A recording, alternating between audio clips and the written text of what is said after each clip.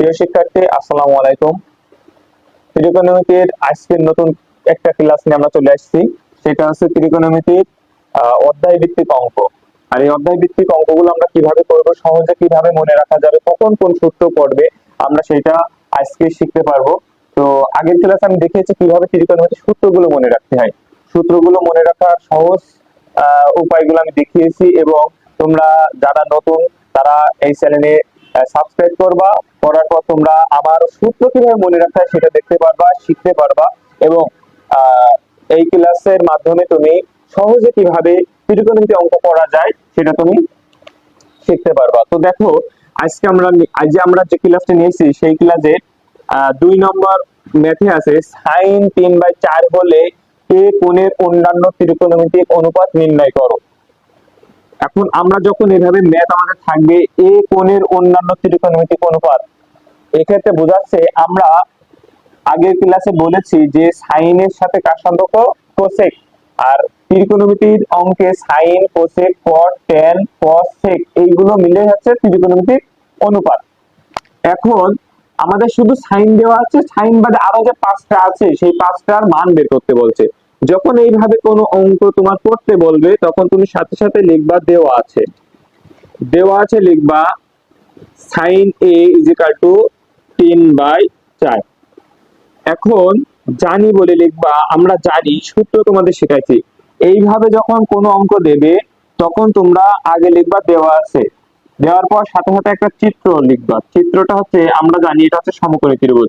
সমকোণী ত্রিভুজ এটা অতিভুজ। আর এই চিত্রের আমি এ বি সি দিয়ে উপস্থাপন করলাম। এখন জানি বলে লিখবা যে সাইন এ সমান আমরা কি জানি, আমরা জানি লম্ব বাই অতিভুজ। যদি লম্ব বাই অতিভুজ হয় তাহলে এক্ষেত্রে লম্ব কত 3 আর অতিভুজ হচ্ছে 4, তাহলে লম্বের মান কত 3 আর অতিভুজ কত 4।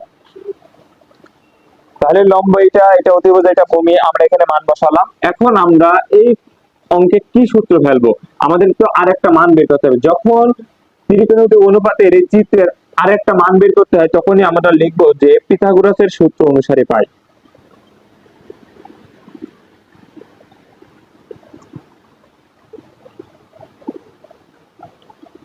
পিথাগোরাসের সূত্র হতে, পিথাগোরাসের সূত্রটা কি, আমরা সূত্র জানি অতিভুজ স্কয়ার =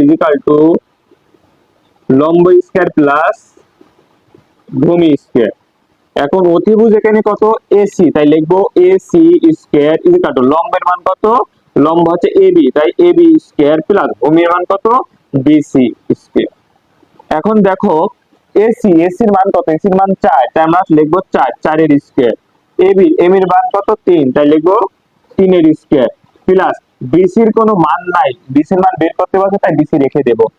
এখন আমরা জানি 4 এর মাথায় স্কয়ার মানে 4 দুইবার বসে, অর্থাৎ 4 গুণিত 4, 4 4 কত হয় 16, তাহলে এখানে বসাবো 16। আর এখানে 3 এর মাথায় মানে 3 গুণিত 3 মানে কত 9, 3 3 9, তাহলে বসালাম 9 প্লাস BC এর মান নাই তাই BC রেখে দিলাম। এখন আমরা কি করব, এখান থেকে সংখ্যা এক পাশে অক্ষর এক পাশে করব। তা সংখ্যা কত 16 জায়গায় 16 থাকলো, 9 এ পাশে আসলে কি হয়ে যায় -9 হয়ে যায়, আর এখানে BC এর জায়গায় BC স্কয়ার থাকলো। এখন এই স্কয়ার এখানে রাখা যাবে না, কারণ আমরা বলেছি কার মান, BC এর মান বের করব, স্কয়ার তো রাখা যাবে না। এই স্কয়ার এর পাশে আসলে রুট হয়, 16 থেকে 9 বাদ দিলে কত থাকে 7 থাকে, এটা হলো BC এর মান। তাহলে অতএব আমরা BC পেলাম, যদি কেউ সাজাই দেখে তাহলে BC = কত √7। তাহলে এই জায়গাটায় আমরা √7 বসালাম। এখন আমাদের বলেছে যে অন্যান্য ত্রিকোণমিতিক অনুপাত নির্ণয় করো। অন্যান্য ত্রিকোণমিতিক বলতে আমরা বুঝবো যে আমাদের সাইনের মান দেওয়া আছে, তাহলে কোসেকের মান দেওয়া নাই, তাহলে এটা a আছে তাই লিখবো কোসেক a, কোসেক। তারপরে আমরা জানি cos a, তারপরে cos এর সাথে সম্পর্ক sec a, তারপরে tan a R cot a। এগুলো আমরা সব অন্যান্য ত্রিকোণমিতিক অনুপাত জানি। এখন সাইনের সাথে সম্পর্ক কার, কোসেকের। তা সাইনের মান যদি 3/4 হয় তাহলে কোসেক হবে কত 4/3, কারণ আমরা জানি সাইন সমান লম্ব বাই অতিভুজ হলে কোসেক হচ্ছে অতিভুজ বাই লম্ব। এখন cos সমান আমরা জানি কি, আমি একটা করে মান দেখাই দিই, cos হচ্ছে ভূমি বাই অতিভুজ। তাহলে cos যদি ভূমি বাই অতিভুজ হয় তাহলে ভূমির মান কত, ভূমির মান হচ্ছে √7 আর অতির মান কত 4। তাহলে cos এর সাথে কার সম্পর্ক বলছিলাম, সেকের, তাহলে সেক কি হবে 4/√7। এরপর টেন, টেনের সূত্র আমরা কি জানি? টেন সমান আমরা সূত্র শিখছিলাম লম্ব বাই ভূমি। তাহলে লম্বের মান কত এখানে 3 আর ভূমির মান কত √7। তাহলে আমরা জানি টেনের সাথে কার সম্পর্ক? কটের সম্পর্ক। তাহলে টেনের সাথে যদি কটের সম্পর্ক হয়, টেন যদি হয় 3/√7, তাহলে কট হবে কত √7/3। এটা ছিল 2 নম্বর প্রশ্নের অন্যান্য ত্রিকোণমিতিক অনুপাত, অর্থাৎ কোসেকের মান আমরা 4/3 লিখেছি কারণ সাইন ছিল 3/4। আর কজের সাথে সম্পর্ককার সেক, তাহলে কজের হচ্ছে √7 হলে √7/4 হলে সেকের হবে 4/√7। টেনের হচ্ছে লম্ব বাই ভূমি, লম্বের মান 3 আর ভূমির মান হচ্ছে √7, তাহলে কট হবে √7/3। এটা ছিল আমাদের 2 নম্বর অঙ্ক, অর্থাৎ 2 নম্বর আমাদের শেখা শেষ। এখন আমরা যেটা করব সেটা হচ্ছে 3 নম্বর প্রশ্ন আমরা সলভ করব। 3 নম্বর প্রশ্নে দেওয়া আছে 15 cot a = কত 8। সেক্ষেত্রে সাইন আর সেকের মান বের করো, সাইন আর সেকের মান বের করো। আমরা এখানে চিত্র থাকলো, দেখো আগে আমরা লিখব দেওয়া আছে কত 15 cot a = 8। এখানে আমি এর আগের অঙ্কে দেখছি যে সাইন ছিল 3/4, সেক্ষেত্রে আমি সূত্র ফেলতে পারছি, কিন্তু এক্ষেত্রে তো আমি সূত্র ফেলতে পারছি না, যার কারণে আমি কি করবো সংখ্যা এক পাশে অক্ষর এক পাশে করে দেবো। তাহলে অক্ষর বলতে এখানে cot a থাকলো, সংখ্যা বলতে 8, কিন্তু 15 এর পাশে গুণ, আমরা জানি গুণ সমানের পাশে গেলে ভাগ হয়, তাহলে এর পাশে আসলে কত হবে 15। এক্ষেত্রে এবার আমি লিখবো জানি কি যেহেতু cot তাই cot লিখবো। cot সমান আমরা কি জানি? এখানে cot সমান আমরা জানি ভূমি বাই লম্ব। তাহলে ভূমির মান কত বোঝাচ্ছে? ভূমি হচ্ছে 8 আর লম্ব কত 15। তাহলে এখানে ভূমি হচ্ছে বিসি, তাই 8 আর লম্ব কত 15। যখনই চিত্রে দুইটা মান পেয়ে যাবে তখন আমরা তৃতীয় মান বের করার জন্য কার সূত্র লিখবো বলেছি? পিথাগোরাসের সূত্র। তাই লিখবো পিথাগোরাসের সূত্র হতে পারে।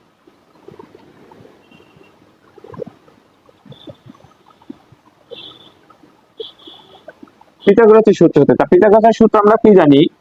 অতিভুজ স্কয়ার = লম্ব স্কয়ার প্লাস ভূমি স্কয়ার।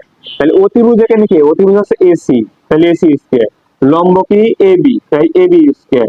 আর ভূমি কি? বিসি, তাই বিসি স্কয়ার। এখন এসি তো মান নাই, এসি বের করতে হবে, তাই এসি থাকলো। এবির মান কত 15, তাই 15 এর স্কয়ার। বিসির মান কত 8, তাই 8 এর স্কয়ার। এখন এসির মান নাই, এসি রাখলাম, 15 স্কয়ার করলে হয় 225 প্লাস যদি আমরা 8 স্কয়ার করলি তাই হয় 64। এখন এসির জায়গায় এসি থাকলো, স্কয়ার এর পাশে রাখা যাবে না, রুট হয়ে যাবে। 225 আর 64 যোগ করলে হয় 2 8 9। এখন এসির জায়গায় এসি থাকলো, রুটের জায়গায় রুট থাকলো, আমরা জানি 2 8 9 যেখানে থাকে সেখানে হয় 17 স্কয়ার। তাহলে এসির জায়গায় এসি থাকলো, স্কয়ার রুট কেটে গেলে কত হয়ে যায় 17।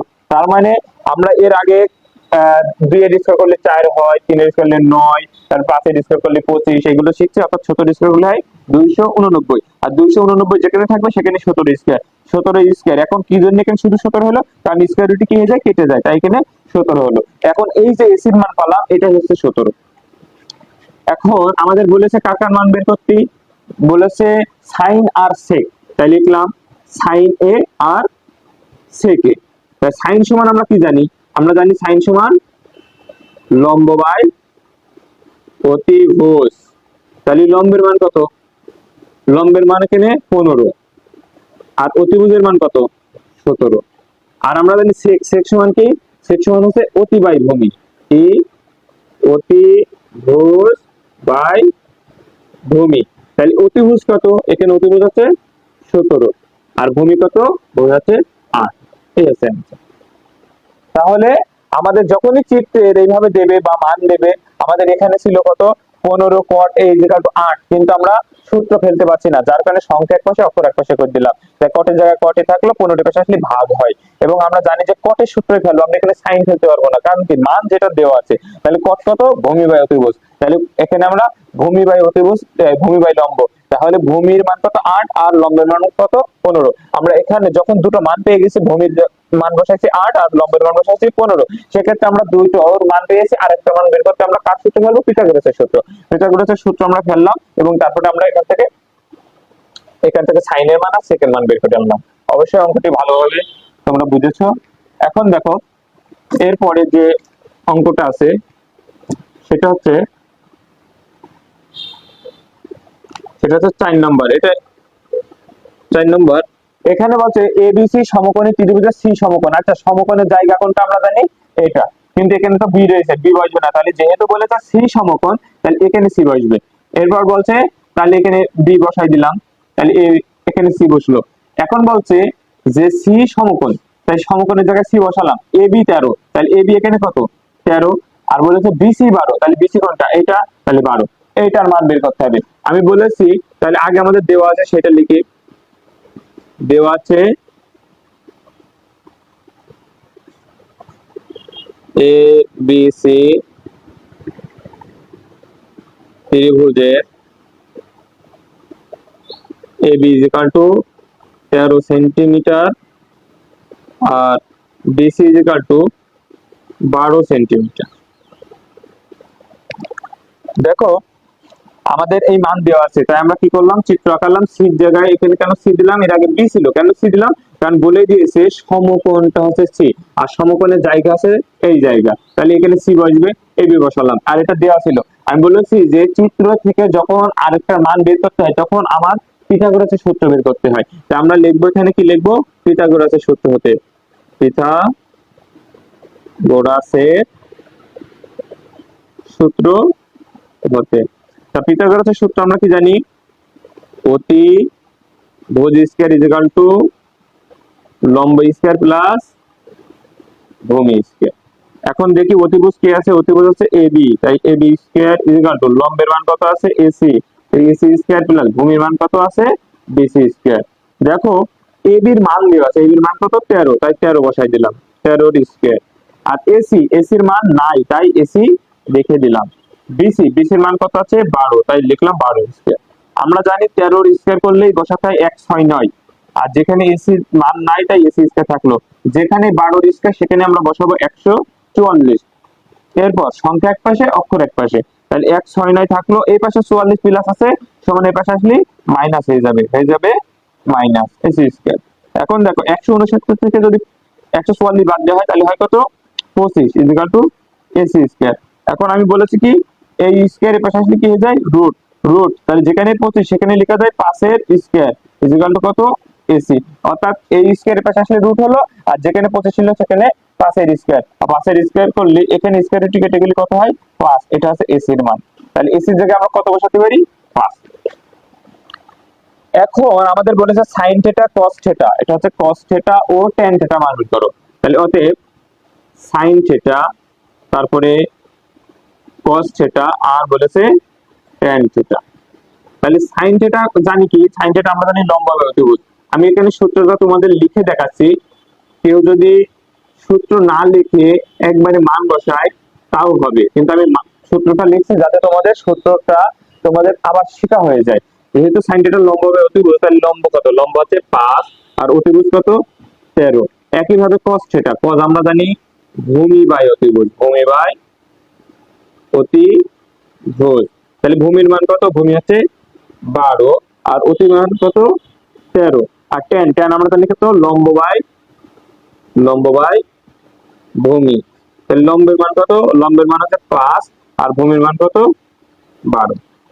তাহলে দেখো আমাদের এই অঙ্কগুলো যখনই এইভাবে মানের অঙ্কগুলো দিবে, তুমি যেটা দেওয়া থাকবে, যদি এই যেমন এইটাই ছিল 15 cot ইজ ইকুয়াল টু 8, এই ক্ষেত্রে আমাদের cot বলে দিয়েছে, উল্লেখ করে দিয়েছে, কিন্তু এই অঙ্কটাই কিন্তু আমাদের cot বলেনি, কিন্তু তারপরে মান বের করতে হয়েছে। মান যদি দুইটো চিত্র আমরা আঁকাবো, চিত্র সমকোণ ত্রিভুজ আঁকানোর পর মান দুই জায়গায় বসানোর পর দেখি একটা মান নাই, যখনই একটা মান না থাকবে তখনই আমরা পিথাগোরাসের সূত্র ফেলবো। এবং পিথাগোরাসের সূত্রটা তুমি এইভাবে অনেক সময় দেখা যাচ্ছে যে কর্ণের দৈর্ঘ্য আকারেও কোনো সূত্র ফেলতে পারে, কিন্তু আমরা পিথাগোরাসের সূত্র ডাইরেক্টটা ফেললে আমাদের কি হবে, আমাদের ভুল হওয়ার সম্ভাবনা কম থাকবে। অনেক সময় কর্ণের দৈর্ঘ্য কি করে দেখা যাচ্ছে ভুল করে ফেলে, কিন্তু আমরা এইভাবে সূত্র ফেলবো, ডাইরেক্ট যে সূত্র জানি পিথাগোরাসের সূত্র এইভাবে ফেলবো। ফেলার পর আমরা কি করব, এই ক্ষেত্রে আমরা এবি এর জায়গায় অর্থাৎ অতিভুজ কত এবি, এবি জায়গায় এবি বসালাম। তারপরে আমাদের এসেছে এবার লম্ব স্কয়ার, লম্ব আছে এসি, তাই এসি স্কয়ার প্লাস তারপরে ভূমি স্কয়ারটা ভূমি কত, বিসি বিসি স্কয়ার। এখন দেখবো কার কার মান আছে, যার মান যেখানে থাকবে তার সেখানে বসাবো। বসানোর পর সংখ্যা এক পাশে অক্ষর এক পাশে করবো, স্কয়ার কে ওই পাশে নিয়ে গেলে রুট হয়ে যাবে, রুট করবো, করার পর আমাদের যে মানটা আসবে সেটাই হবে এসি মান, আমরা এটাই বের করলাম। এরপর বলেছে sine theta cos theta tan theta. তো আমরা সাইন থিটা জানি লম্ব বাই অতিভুজ, লম্ব যত 5 আর অতিভুজ কত 13, আবার cos θ ভূমি বাই অতিভুজ, ভূমি কত 12, অতিভুজ কত 13, tan θ আমরা জানি লম্ব বাই ভূমি, লম্ব কত 5 আর ভূমি কত 12। আমরা এইভাবে যদি এই অঙ্কগুলো করি তাহলে সহজে ত্রিকোণমিতির অঙ্ক আমরা শিখতে পারবো। তোমরা অবশ্যই অঙ্কটি বুঝতে পেরেছো। অঙ্কগুলো পরবর্তী ক্লাসে আমি তোমাদের ধাপে ধাপে অর্থাৎ অল্প করে তোমাদের যদি ধাপে ধাপে তুমি অঙ্কগুলো করো তাহলে তুমি সহজে মনে রাখতে পারবা। আমি আজকে 3টে ম্যাথ করাইছি, পরবর্তী ক্লাসে তোমাদের বাকি আরো 3টে ম্যাথ থাকবে। তোমরা পরবর্তী ক্লাসটা দেখার জন্য অবশ্যই চ্যানেলটাকে সাবস্ক্রাইব করবা।